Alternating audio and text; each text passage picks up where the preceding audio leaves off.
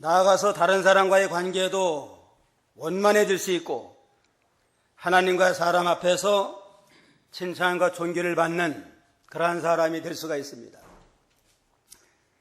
그러면 부모와 자녀에게 주신 교훈은 뭔가? 첫째는 자녀는 내 부모를 공경하라는 말씀입니다. 1절에 보면 자녀들아 주님 안에서 너희 부모에게 순종하여라 이것이 옳으니라. 내 아버지와 어머니를 공경하여라. 이것이 약속 있는 첫 계명이니라. 자녀는 부모를 주 안에서 잘 공경하라는 거 하나님의 명령의 말씀입니다. 십계명에도 제5계명에 내 부모를 공경하라 그랬습니다.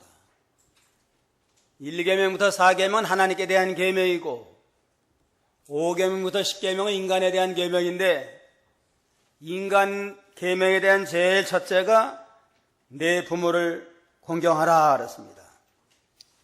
그러므로 인간은 어느 시대를 물러나고 언제든지 부모 공경에 대한 도리를 바로해야 됩니다. 세상 모든 도덕이라는 것도 최고의 도덕은 부모 공경이에요. 어느 종교든 어느 도덕이든 부모 공경을 최고의 도덕으로 말하고 있는데 도덕이라고 하는 건 지키면 좋은 거지만 또 안 지킨다고 해서 그걸 법적으로 제재할 수가 없어요. 그러나 기독교는 10계명 가운데 제5계명으로 내 부모를 공경하라 명한 까닭에 부모 공경하지 않는 건 하나님 앞에 큰 죄가 됩니다. 도덕적으로만 잘못된 게 아니고 하나님의 계명에 제5계명을 범한 그러한 죄가 됩니다. 그런 거로 기독교는 제사 안 드린다고 부모도 몰라본다고 그러지만 어떠한 종교 어떠한 도덕보다도 가장 엄하게 계명으로 부모 공경을 우리에게 명했다는 걸 우리가 여기서 알 수가 있습니다. 그럼 부모 공경을 어떻게 해야 되느냐? 첫째는 주 안에서 순종함으로 공경을 하라. 1절에 자녀들아 주님 안에서 너희의 부모에게 순종하여라. 이것이 옳으니라. 그러니까 주 안에서 부모를 잘 순종하면서 부모를 공경해야 됩니다. 부모를 순종하고 공경하는 건 하나님의 계명이라고 그랬습니다. 계명은 해도 되고 안 해도 되는 거 아니에요. 도덕은 하면 좋은 거고 정 안 하면 또 어쩔 수 없어요. 이건 도덕이라고 하는 건. 계명, 하나님의 율법은 반드시 순종해야 되고 순종하지 아니하면 죄가 돼가지고 하나님 앞에 심판을 받게 됩니다. 출애굽기 21장 15절에 보면 자기 어미나 아비를 치는 자는 반드시 죽을지니라. 그 아비나 어머니를 저주하는 자는 반드시 죽일지니라. 아예 부모 공경하지 않으면 아예 저주하라고 죽여야 마땅하다고 했습니다. 구약성경에 보면. 잠언 30장 17절 보세요. 잠언 30장 17절 17절 아버지를 비웃고 어머니를 경멸하여 불순종하는 자의 눈은 골짜기에 까마귀에게 쪼이고 새끼 독수리에게 먹힐 것이다. 예. 아버지를 조롱하고 어머니를 순종을 싫어하는 자의 눈은 골짜기에 까마귀에게 쪼이고 독수리 새끼에게 먹힐 것이다 그랬습니다. 부모 공경하지 않고 부모를 조롱하면 그 눈을 아예 까마귀가 쪼아먹고 독수리가 새끼에게 먹혀야 마땅하다고 그랬습니다. 부모 공경 안 함으로 눈을 까마귀나 독수리에게 다 쪼먹는다면 눈깔 빠진 사람들 많을 것 같아요. 오늘 시대에. 시대가 어떠한 시대예요. 아예 죽이라까지 했습니다. 죽이까지 하라. 좋은 시대를 만나가지고 부모 공경 안 해도 그냥 눈이 멀쩡하고 죽임당하지 않지만 그 하나님의 법도는 하나님 앞에서는 그저 죽음을 당하는 것과 마찬가지입니다. 부모 공경 잘해야만 마땅한 자녀의 자리를 지키는 거고 하나님 앞에 복받는 길이에요. 예수님도 하나님의 아들이지만 인간의 몸을 입고 이 땅에 오시는 동안 부모 공경의 모범을 보였습니다. 누가복음 2장 51절에 보면 예수께서 한 가지로 내려가사 나사렛에 이르러 순종하여 받드시더라. 그 모치는 이 모든 말을 마음에 두니라. 예수는 그의 지혜와 키가 자라가며 하나님과 사람에게 더 사랑스러워 가시더라. 부모를 순종하며 잘 받더니라 그랬습니다. 그러니까 하나님과 모든 사람 앞에 사랑스럽고 더욱더 존귀를 얻는 그러한 복된 자가 됐습니다. 야곱의 아들 요셉도 부모를 잘 공경했어요. 11째 아들이지만 장자 노릇을 했습니다. 믿음의 장자 노릇을 해서 흉년의 때에 애굽 나라 총리가 돼가지고 부모 형제들을 이민 초청을 해서 부모 형제를 잘 봉양을 했습니다. 그래서 요셉이가 실제 믿음의 장자가 됐습니다. 11째 아들이지만 믿음의 장자가 돼가지고 요셉의 두 아들이 기업의 두목을 받았고 이렇게 애굽의 총리가 되는 큰 축복을 얻게 됐습니다. 솔로몬 왕도 첩의 자식 아니에요? 첩의 자식이지만 부모를 제일 잘 섬기니까 다윗의 뒤를 이어서 왕이 됐습니다. 원래 맏아들이 왕을 계승하는 게 보통 원리인데 맏아들 압살롬에 대한 믿음이 없어요. 믿음도 없고 부모도 공경하지 아니하고 이러다가 하나님 앞에 벌받아 죽었고 첩의 아들 솔로몬이 제일 믿음이 좋고 하나님을 경외하고 사랑하고 나아가니까 솔로몬을 왕을 삼아가지고 이 다윗의 뒤를 이어서 이스라엘을 다스리는 축복을 받았습니다. 부모 잘 공경하는 자를 하나님이 축복해 주시고 귀하게 쓰시는 걸 우리가 알 수 있습니다. 부모 공경은 순종함으로 공경을 하고 이것은 옳은 일이다. 1절 다시 보면 자녀들아 주님 안에서 너희의 부모에게 순종하리라. 이것이 옳으니라. 부모 공경하는 게 마땅한 도리예요. 하나님 편에서도 옳은 도리고 인간 편에도 부모 공경하는 건 마땅한 도리입니다. 마땅한 도리인데 오늘날 실제 생활을 보면 마땅히 부모 공경하는 것이 합당한 일인데 실제는 부모 공경이 잘 이루어지지 않는 그러한 시대가 됐습니다. 종교개혁자 루터는 이 시대에 주기도문이 순교를 당하고 있다 그런 말을 하는데 순교당한다는 건 주기도문의 기쁜 뜻은 생각하지 아니하고 뜻없이 그저 암송을 해요. 그냥 원래 내가 예배 마칠 때 주기도로 마치겠습니다 그러면 아무 생각 뜻없이 마치는 순서인가 보다 하고 주기도문을 암송하니까 주기도문이 순교당했다 그렇게 루터가 표현했는데 오늘날에는 내 부모를 공경하라 제5계명이 순교당한 시대가 아닌가 그렇게 생각이 돼요. 말은 뭐 잘해요. 그냥 암송 잘해요. 그냥 제5계명은 부모를 공경하는 거다. 실제 부모 잘 공경하나 오늘의 가정 현실을 보면 그러지 못하는 가운데 있습니다. 디모데후서 3장 1절에도 보면 내가 이것을 알아라 말세에 고통하는 때가 이르리니 사람들은 자기를 사랑하고 돈을 사랑하며 자긍하며 교만하며 회방하며 부모를 거역하며 감사하지 아니하며 그렇습니다. 말세 왜 고통이 많으냐? 심령의 고통이고 가정의 고통이 많은 원인은 자기만 사랑하고 돈만 사랑하는 극도의 이기주의, 물질 중심으로 기울어지고 부모를 공경하지 아니하고 배은망덕하고 사고 파는 이러한 부도덕한 결과로 오늘날 이 시대가 말세에 고통을 당하는 그러한 시대가 됐다고 그랬습니다. 오늘날 하나님이 안 보여요. 그냥 하나님 보이지 않고 자기만 보이고 돈만 보이는 시대입니다. 그러니까 부모도 안 보이고 형제도 안 보이고 돈하고 자기 중심 이기주의로 나가는 그러한 시대인 까닭에 이 시대에는 고통을 당할 수밖에 없는 그러한 시대라고 그랬습니다. 그러나 하나님의 명령의 말씀은 내 부모를 순종함으로 공경하라 하는 게 하나님의 명령입니다.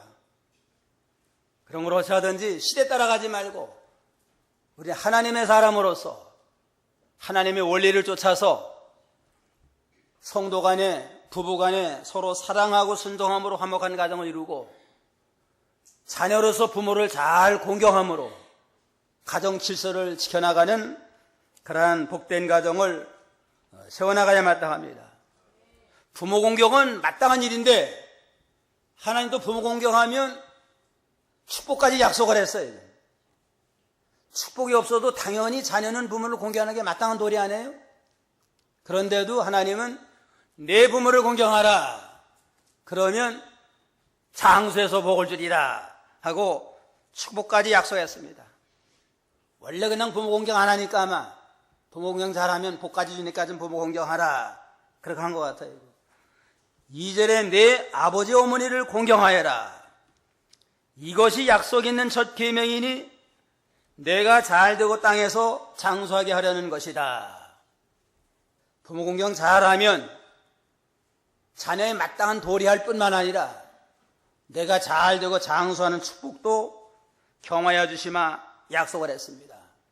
그런 거로 자녀에 마땅한 도리일 뿐만 아니라 자자손손이 복받기 위해서도 부모 공경을 잘하는 그러한 성도가 되어야 되겠습니다. 잠언 1장 8절로 9절 보세요.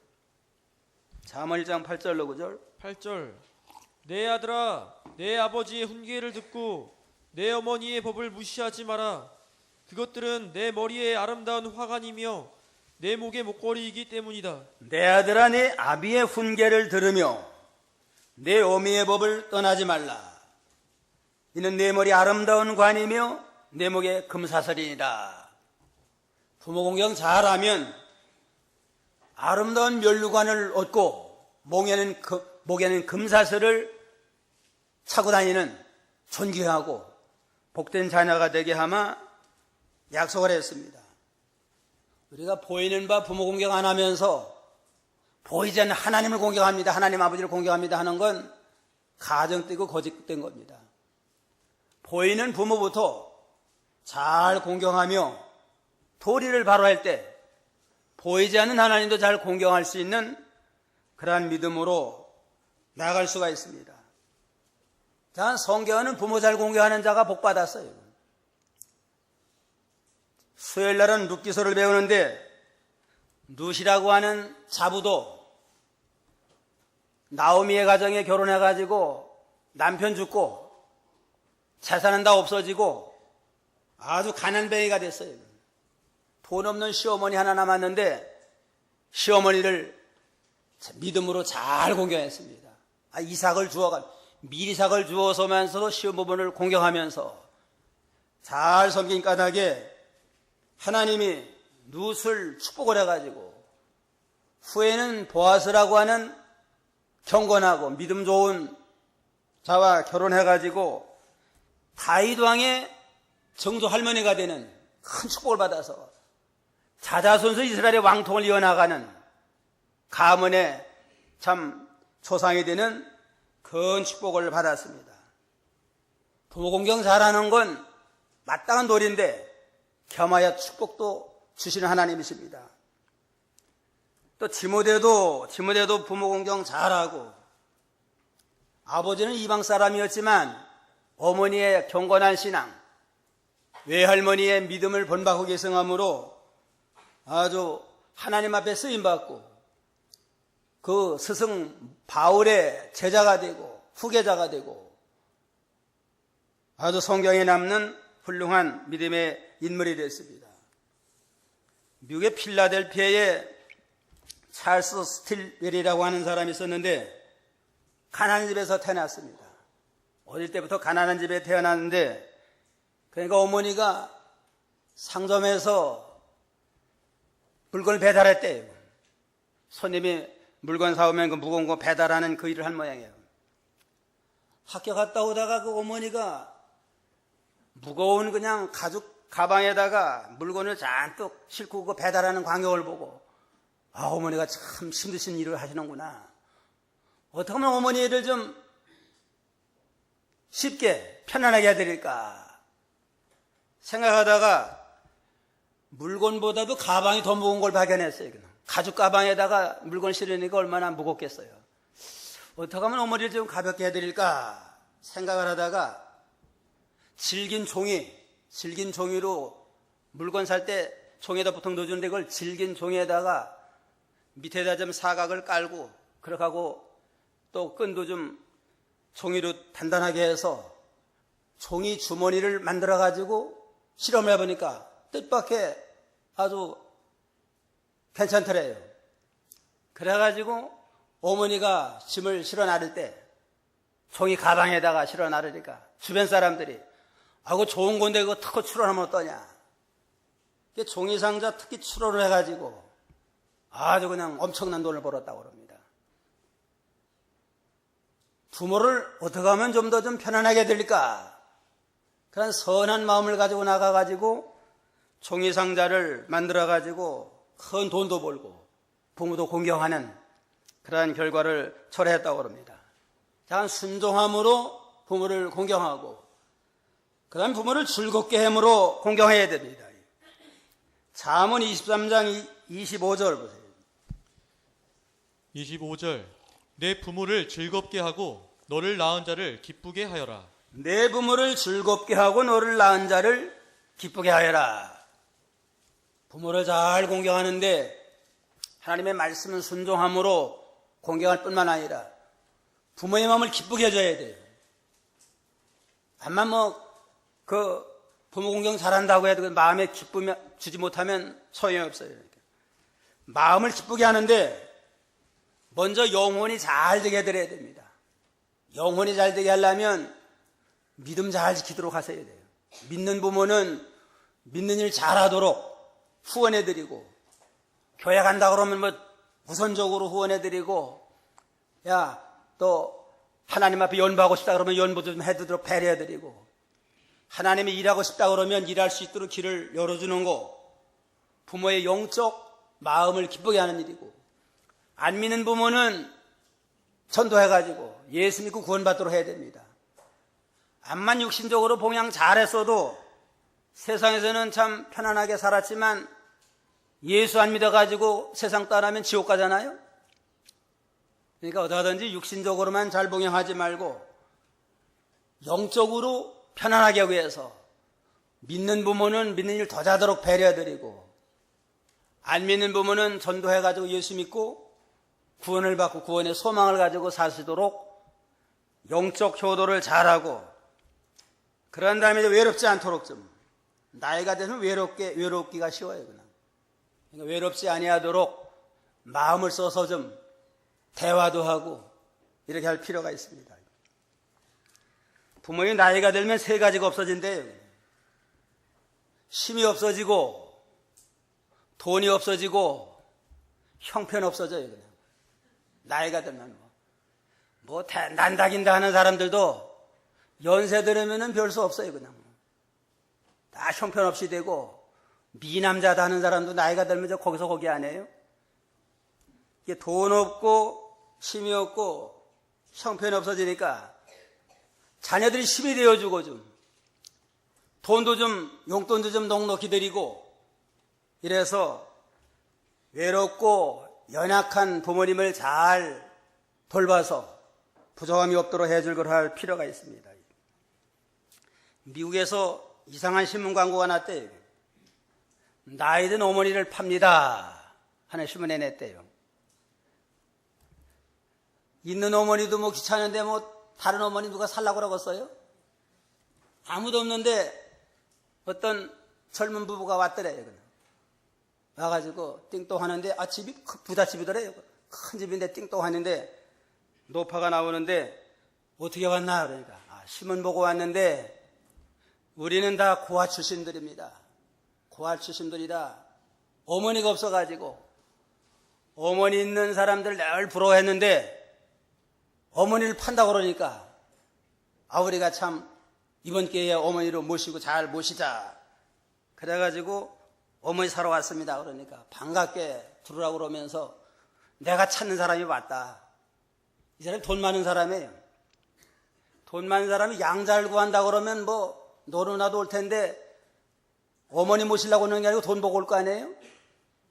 근데 어머니를 판다고 그러니까 아무도 안 오는 거예요, 그냥. 진짜 어머니를 모시고 싶은 사람만 와가지고 와서 이제는 자네는 오늘부터 내 아들이다. 이 집에 살아라. 이 집도 내 집이다. 내 자산도 다 내 거다. 그래가지고 부잣집에 아주 양자가 돼가지고 복을 받았다고 합니다. 진정으로 어머니를 모시고 섬기려고 하니까 하나님이 또 모든 면에 복을 더해줬습니다. 셋째로 부모를 공경할 때는 잘 보살핌으로 또 공경해 드려야 돼요. 잘 보살펴 드리는 게 필요합니다. 오늘날 이 부모님들도 힘 있을 때, 돈 있고 힘 있을 때는 또 자녀들이 부모 공경하는 척 해요, 그냥. 근데 뭔가는 좀 생길 거 있을 것 같으니까 좀. 그러다가 이제는 뭐 늙고 병들고 힘 없어지면은 안 돌아봐요, 이제는. 부모를 통해서 자기가 얻을 거 다 얻고 빼낼 거 다 빼낸 다음에는 별 볼 일 없으면 그냥 돌아보지 아니하고 후에 그저 양로원이나 좀 보내고 이러잖아요.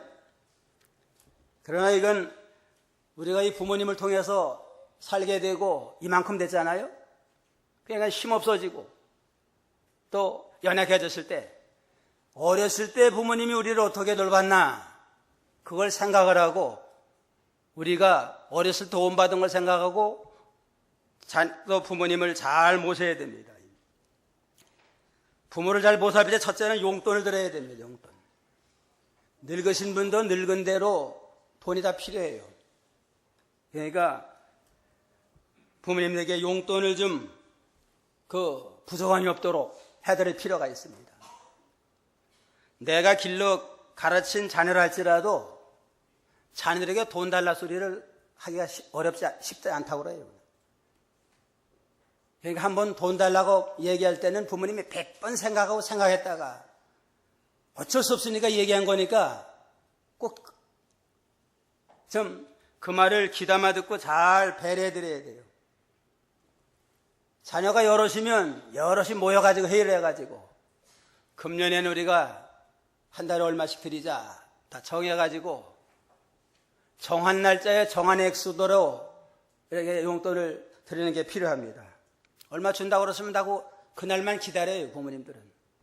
그날 뭘 꾸었다가도 그날 그걸 꾸고 용돈 받으면 꾼 거 줘야 되겠다. 다 계산하고 있는데 날짜를 어긴다 그러면은 부모님 부도가 나요, 그냥. 부담 신용이 떨어져요. 그러니까 정한 액수를 정한 날짜에 잘 들여서 부모도 부모하여금 좀 궁핍함이 없도록 해야 됩니다. 그 다음에 부모를 실수도 잘 이해해줘야 돼요. 실수 없는 사람 없잖아요? 나이가 들면 더욱더 젊을 때하고 달라요, 이제는. 또 요즘 또 젊은 세대가 얼마나 빨리빨리 변해야 돼요. 컴퓨터나 스마트폰. 이게 나이가 들면 시대에 뒤떨어져요. 이 시대에 뒤떨어졌다고 해가지고 무시하고 핀잔 주지 말고 우리가 어렸을 때 우리가 참 철부졌을 때 얼마나 부모님 우리를 생각해주고 돌봤나 그걸 생각을 하고서 실수를 이해해주면서 잘 배려해드리고 그 다음에 거처나 의복이나 음식 등도 잘 보살펴 드려서 모든 면에 부족함이 없도록 부모님을 잘 보살펴서 공경하는 그러한 효자가 다 되어야 되겠습니다. 둘째는 자녀에게 주신 교훈은 부모에게 주신 교훈은 내 자녀를 주님의 교양과 훈계로 양육하라 그랬습니다. 4절 다 같이 읽어봅시다. 또한 아비들아 너희 자녀들을 노엽게 하지 말고 주님의 교양과 훈계로 양육하라. 부모된 자는 자녀를 노엽게 하지 말고 주님의 교양과 훈계로 잘 양육을 해서 믿음 안에 건강하게 자라나서 하나님도 잘 공경을 하고 부모도 잘 섬기고 사회 나가서도 모든 일을 잘 감당해서 세상에 빛이 되는 하나님과 사람 앞에 영광 돌리는 복된 자녀가 되도록 믿음으로 하라고 그랬습니다. 자녀를 노엽게 하지 말아야 돼요. 자녀 훈계한다고 노엽게만 안 됩니다. 그냥 무조건 또 그냥 오냐오냐 받아만 주면 안 됩니다. 잠언 23장 13절로 14절 13절 아이를 훈계하는데 주저하지 마라. 내가 매질하여도 그는 죽지 않을 것이다. 내가 그를 회초리로 때리면 그의 생명을 스올에서 구해낼 것이다. 아이를 훈계하는데 주저하지 마라. 내가 매질하여도 그는 죽지 않을 것이다. 내가 그를 회초리로 때리면 그의 생명을 스올에서 구원할 것이다. 아이를 오냐오냐 받아주지 말고 훈계하라고 그랬습니다. 주저하지 말고 훈계하고 필요하면 매를 대서라도 잘못된 건 깨닫고 고치고 바로 서도록 하거라. 회초리를 때릴 때에 그의 생명을 스올에서 건져, 스올은 지옥입니다. 지옥 고통에서 자녀를 건져서 구원할 수 있으니까 매를 때려서라도 훈계해서 믿음을 지키게 하고 죄는 떠나고 옳은 길을 걸어가도록 할 필요가 있습니다. 근데 어려서 매가 통하지 이게 중고등학부가 되면 매로 안 통해요. 그러니까 어릴 때 들을만 할 때 매를 때려서라도 좀 훈계시키고 주일학교 일찍부터 나와가지고 믿음 잘 하도록 하고 거짓말하지 않도록 잘 가르치면 3살 버릇이 언제까지 간대요? 8까지 가니까 일생토록 아주 선한 믿음의 길 걸어갈 수 있습니다.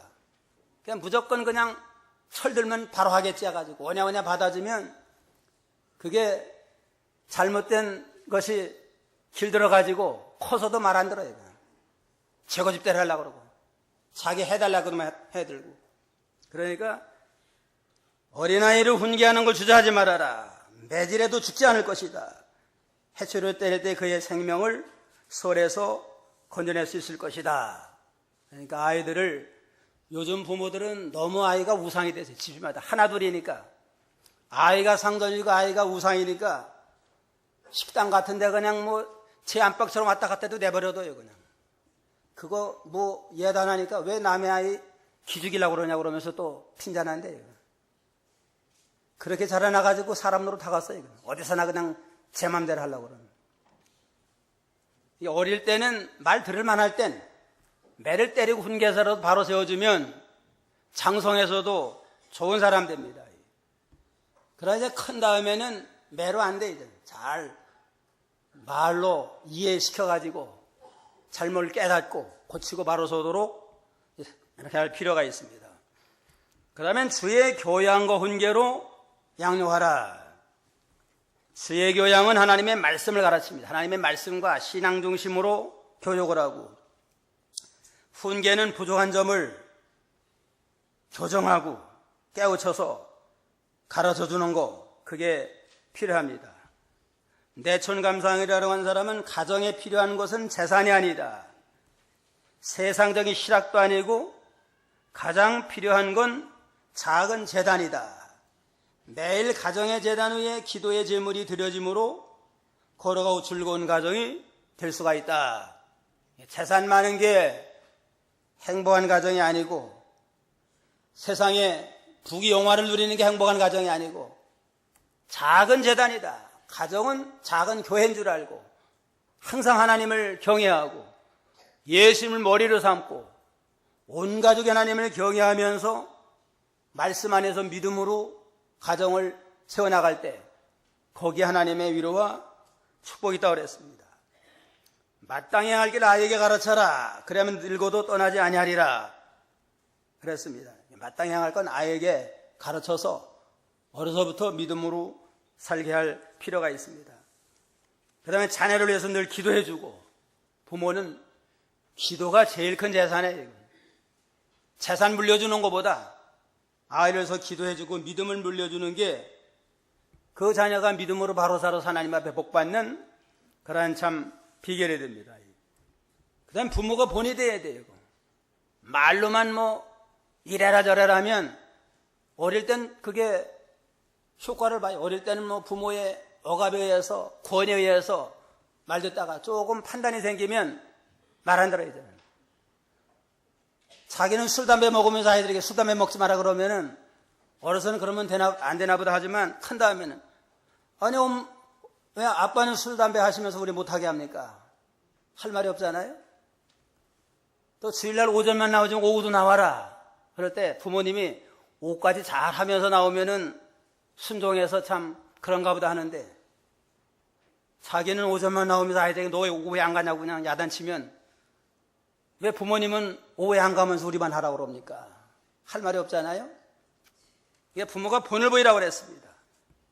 본을 보이면서 말로서 뿐만 아니라 생활로서 아이들에게 교훈을 보여줌으로 자연적으로 믿음의 분위기에서 자녀들이 말로서도 본받고 생활로 본받아서 하나님을 경외하면서 모든 생활에 성실하게 진실되게 모든 일을 하는 걸 통해서 이제는 하나님께도 영광을 돌리고 모든에게 본이 되는 믿음의 자녀가 될 수 있습니다. 자, 훌륭한 사람의 배후에는 믿음의 부모가 있습니다. 반드시. 디모데는 어머니 유니게, 모세는 요게벳 어머니의 기도, 어거스틴은 또 어머니 모니카의 기도가 있었고, 요한 웨슬레는 또 스잔나라고 하는 어머니가 기도 많이 하고, 스잔나는 자녀가 19명이에요. 19명인데 하나씩 물어봐도 19번 대답해야 될 거 아니에요? 그런데 잠깐 뭘 물어보고 또 물어봐도 그냥 대답을 잘 해줬대요, 그냥. 아버지가 답답해가지고.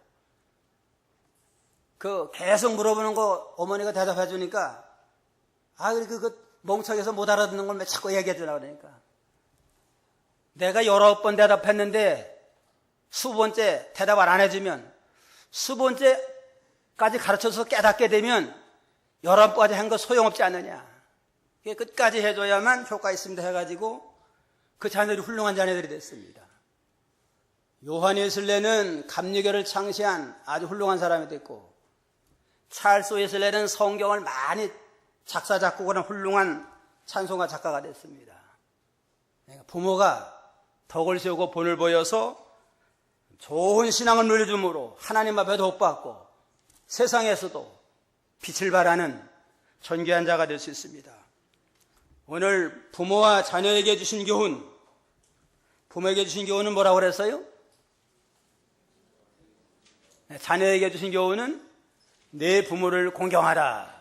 부모를 공경하는 순종하면서 공경하고, 마음을 즐겁게 함으로 공경하고, 잘 보살핌으로 공경하는 자가 되고, 그 다음에 부모에게 주신 교훈은 내 자녀를 주의 교양과 훈계로 양육을 하라. 노엽게 하지 말고 믿음의 본을 보여서 가정에서부터 신앙을 잘 교훈함으로 가정이 자자손손이 믿음에 복받는 경건한 가정들이 다 되어야 되겠습니다. 기도하겠습니다.